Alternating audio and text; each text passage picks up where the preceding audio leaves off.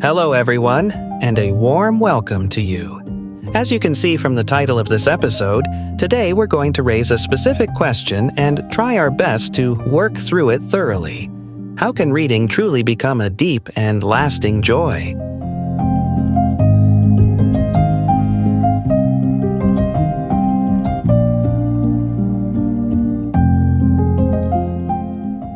What do I mean by a deep joy? I mean a kind of joy that is real, that feels genuinely pleasurable, and most importantly, is very hard to fade away. We can probably all agree on one thing. Not all joys are the same. There are joys that every time we remember them, we naturally smile. There are joys that last longer than others. There are joys that pass quickly, like a gust of wind. And there are joys that used to feel exciting, but now, when we think about them, they no longer feel joyful at all. Think about the first phone you ever had. If it was an expensive phone at the time, chances are you were extremely happy. Think about the first car you ever owned. Back then, that probably made you very excited too. But now, I know plenty of people who upgrade their phone and don't feel that much joy anymore. They still push themselves to earn more, to get the next phone, the next gadget, but the feeling isn't the same. That kind of joy is not what I want to talk about today.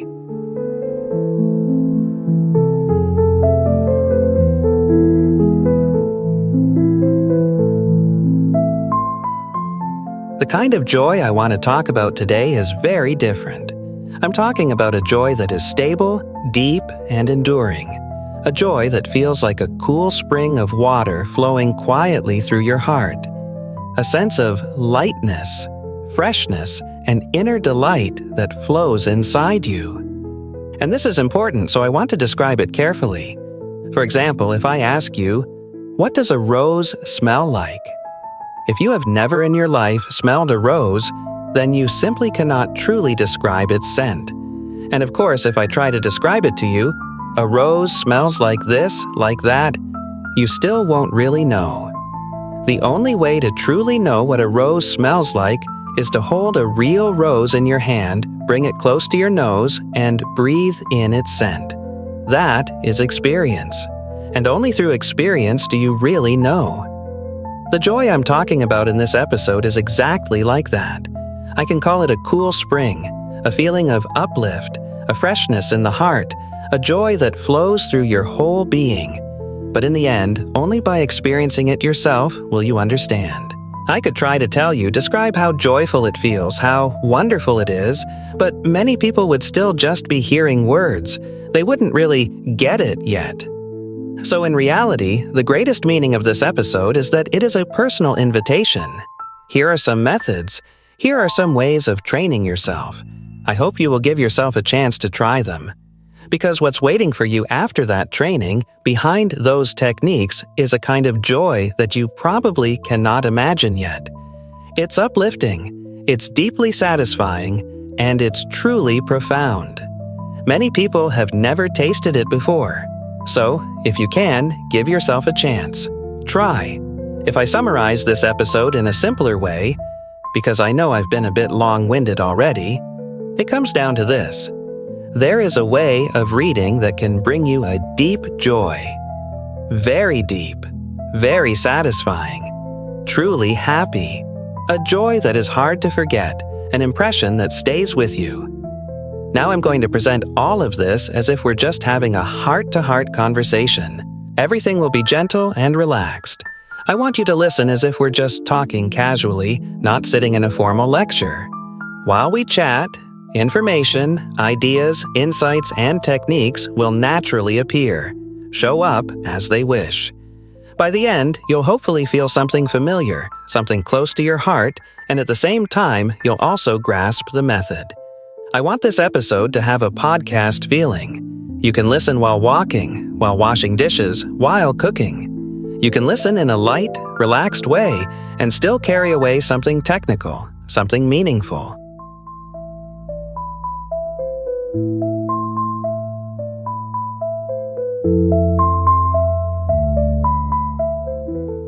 Let me start by asking you a question. In your opinion, when an author writes a book, are they passionate about their subject?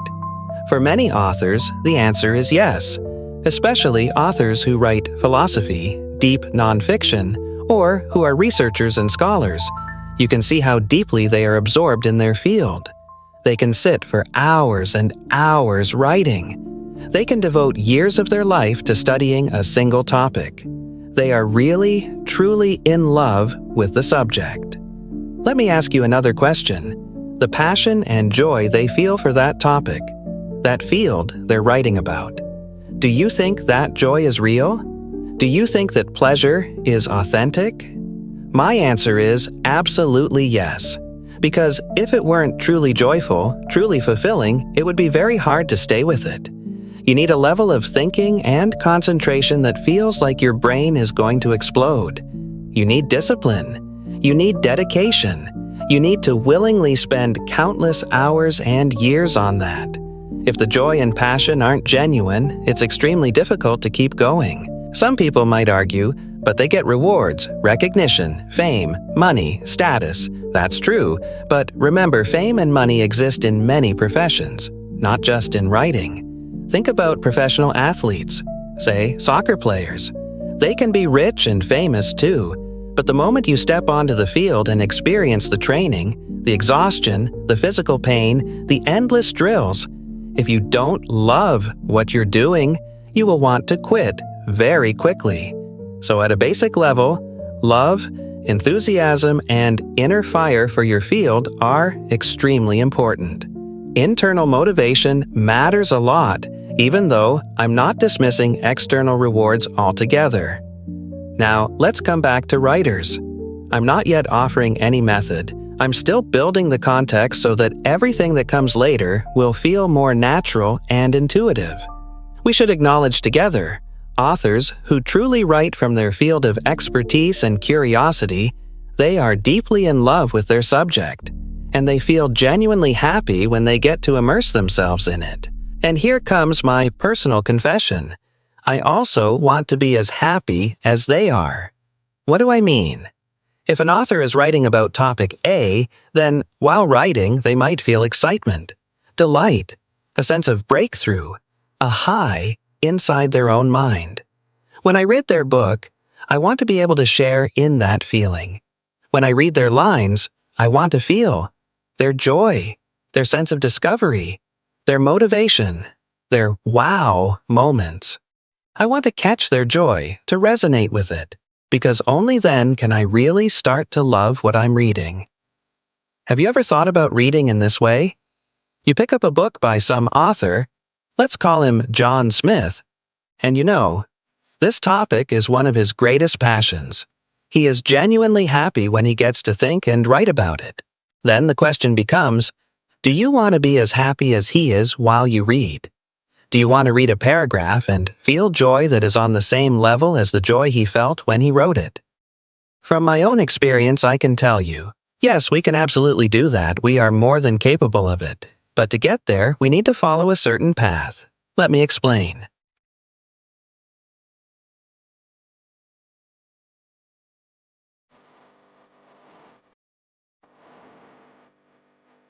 The first thing I've come to realize, the first step in making reading a deep joy, is this. Read books written by genuinely passionate authors. Choose authors who, when you look into their background, you can clearly see that they live and breathe their subject.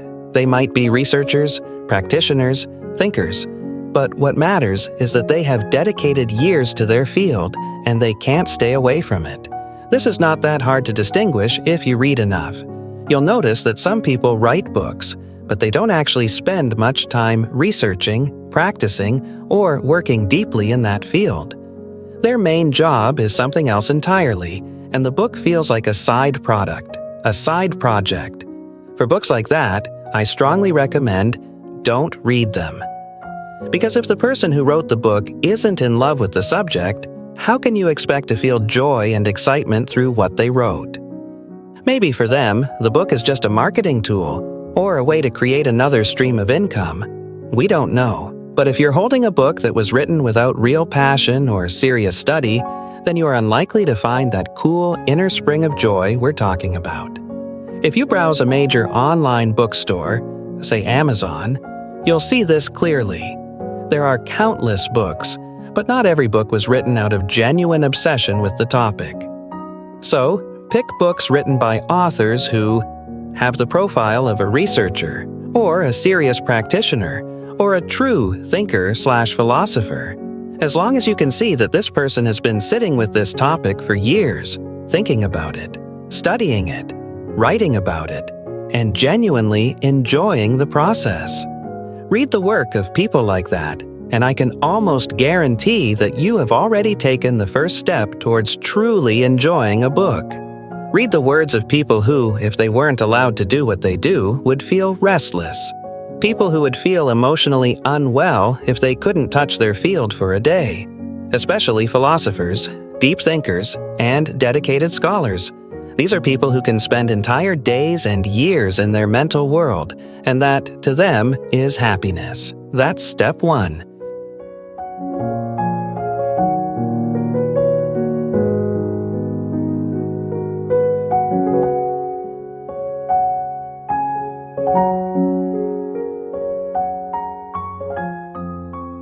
Now for step 2, which is something I've mentioned before, but I want to expand on it.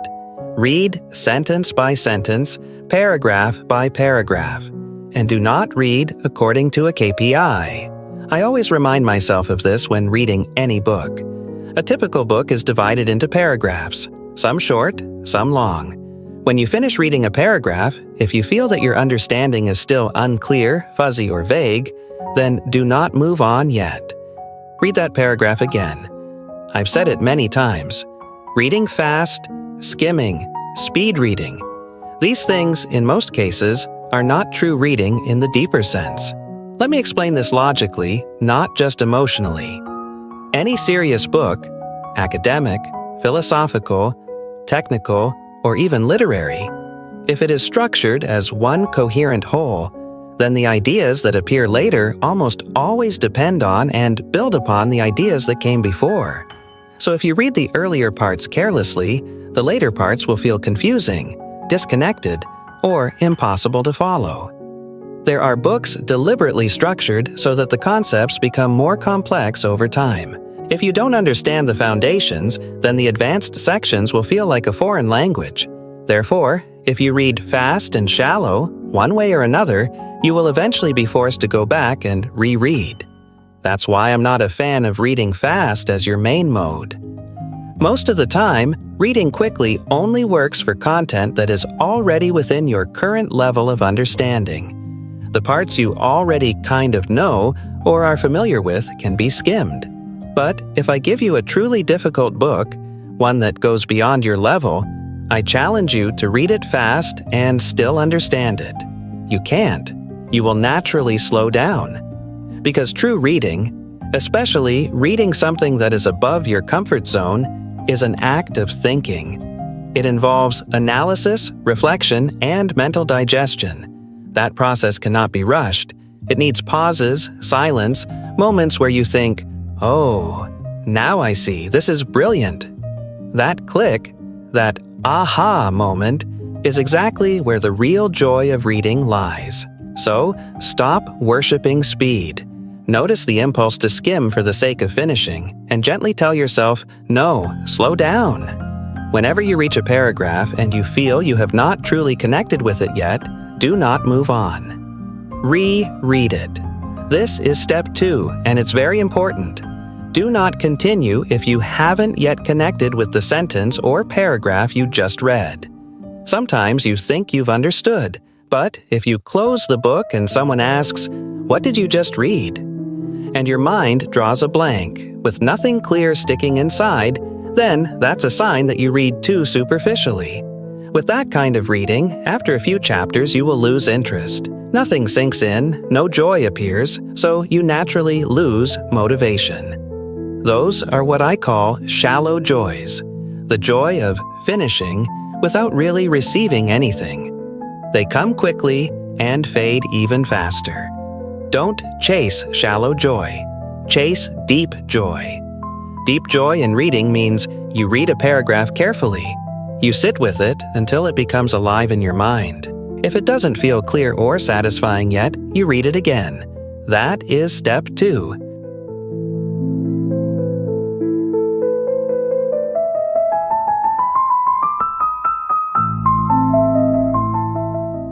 Now we move to step 3.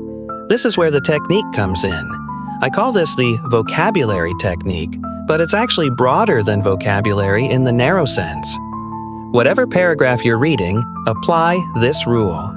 In the sentence you're reading, any word or phrase that you cannot feel, stop there. I'm not only talking about words you don't know the meaning of, I'm also talking about words and phrases you technically understand, but do not emotionally feel. Those words deserve your attention too.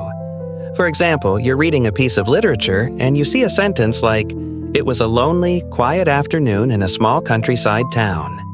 In terms of pure meaning, you likely understand every word, but ask yourself, do I actually feel this? If the answer is no, then now is the time to slow down significantly and visualize. Read the sentence again, slowly. Imagine the setting. It was a lonely, quiet afternoon in a small countryside town. What does that feel like? You might imagine a small, simple house. No one is around. The main character of the story is sitting alone inside. You imagine you are sitting there too, as an invisible presence. You sit next to them, watching them. You look around the room. It's late afternoon. The light is dim. There aren't many lamps on. The house feels a bit empty. The person is sitting quietly, perhaps facing a window, looking out. You ask yourself, what are they feeling right now? Why does this space feel so lonely? Once you've built that inner picture, then you move on to the next sentence. Suppose the next line says, "A cold wind slipped in through the cracks on the last day of the year."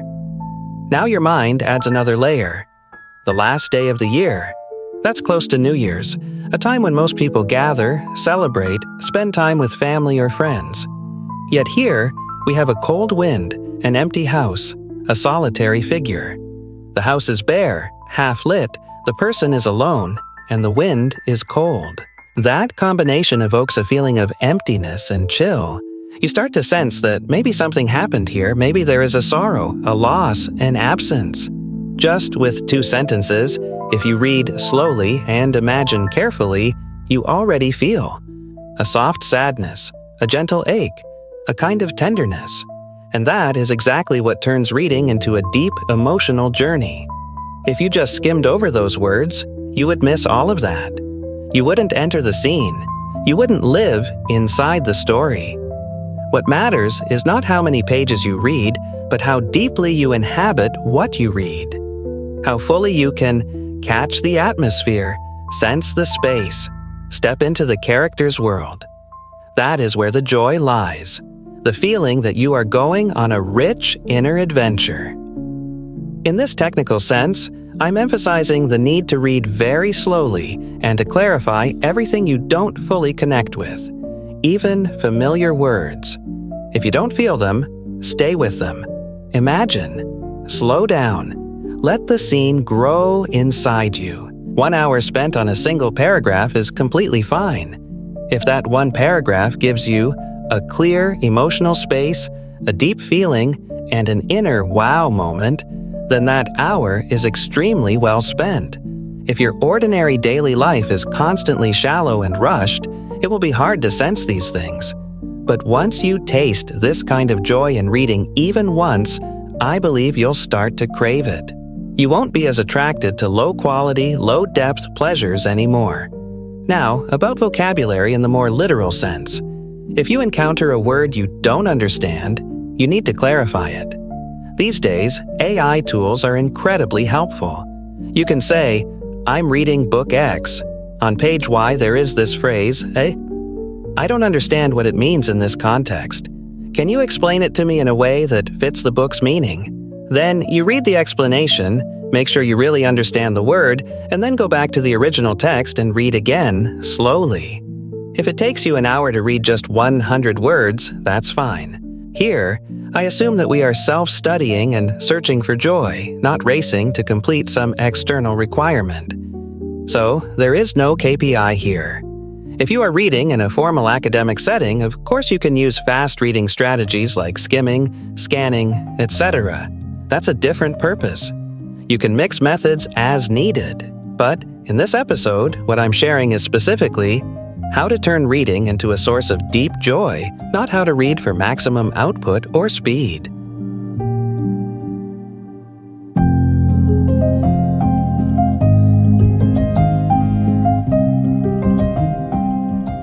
So let's summarize some key ideas so far.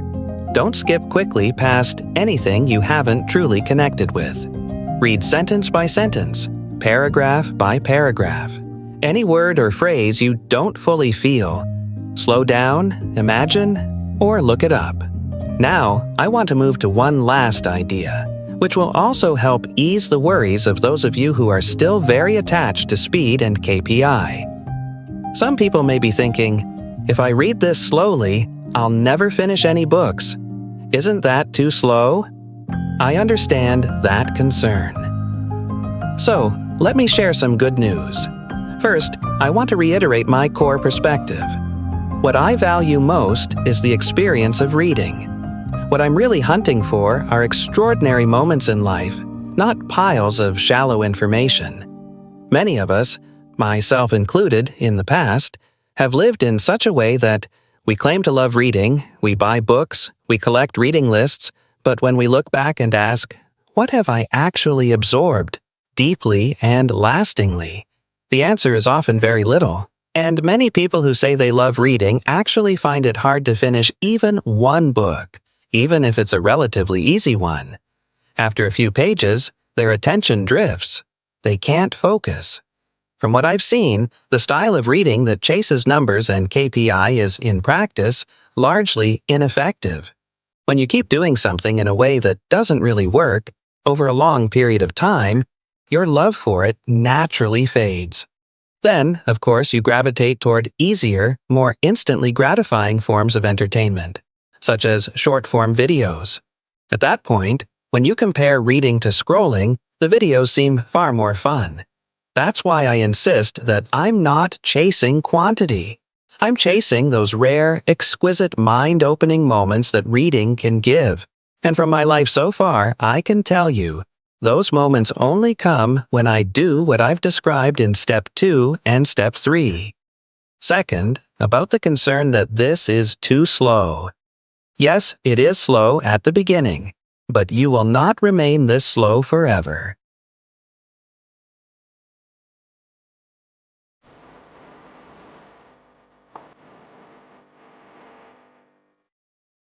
Your reading speed will increase naturally as a side effect of your growth. Your vocabulary will grow. Your ability to read context will improve. Your sensitivity to language will deepen. Your capacity to mentally hold a scene, a concept, or an argument will expand. Once you've been reading this way for a while, there will come a day when you open a book, read through a page, and you realize, wow, I just read that very quickly, and I still understood it deeply. You will have become faster, but not by forcing speed. You'll be faster because you're more experienced, more attuned, more fluent in the language of ideas. That kind of speed is real speed, not empty speed. But that belongs to the later stage. For those of you who are just beginning, or who are trying to rediscover the joy of reading, my suggestion is simple. Go sentence by sentence. Do not be greedy for speed. Ask yourself, have I understood this sentence? Have I felt it? If the answer is yes, move on. If not, stay a little longer. It is perfectly okay if, after 2 hours, you have only read one single paragraph. As long as that paragraph has given you a vivid mental space, a strong feeling, a deep, lingering joy, and a sense of gentle awe, like the imagined scene of that lonely countryside afternoon we talked about. By the way, that scene, that lonely afternoon, was something I made up on the spot instead of quoting from an actual book. I did that to make it easier for you to picture it clearly. If, with just 2 sentences, you already feel a soft sadness, a gentle beauty, and a sense that you have stepped into another world, then that is a very special kind of happiness. A kind of happiness that only reading can give.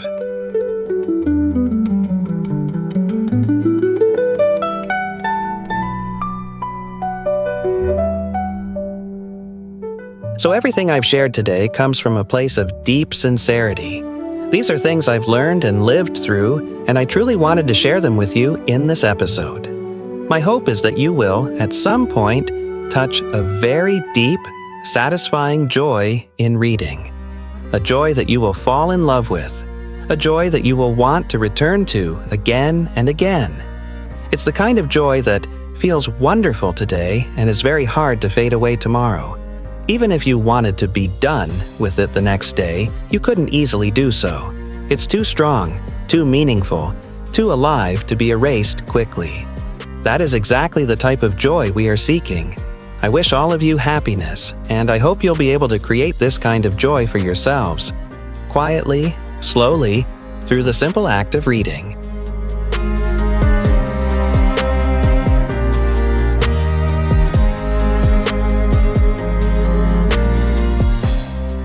That's everything. All the heartfelt thoughts I wanted to share with you today.